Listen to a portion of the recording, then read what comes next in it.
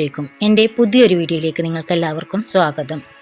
വ്രതം അനുഷ്ഠിക്കുന്നത് നോമ്പ് ആത്മീയമായ നേട്ടങ്ങൾക്കപ്പുറം ശാരീരികവും മാനസികവുമായ നിരവധി ആരോഗ്യ ഗുണങ്ങൾ നൽകുന്നുണ്ടെന്ന് ആധുനിക ശാസ്ത്രം ഇന്ന് അംഗീകരിക്കുന്നുണ്ട്.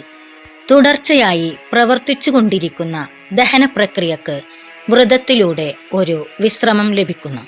ഇത് ആമാശയത്തിൻ്റെയും കുടലിൻ്റെയും ആരോഗ്യം മെച്ചപ്പെടുത്താൻ സഹായിക്കും.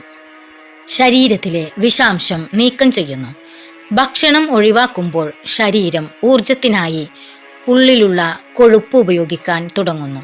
ഈ പ്രക്രിയയിലൂടെ കൊഴുപ്പിൽ അടഞ്ഞുകൂടിയിരിക്കുന്ന വിഷാംശങ്ങളെ ശരീരം പുറന്തള്ളുന്നു.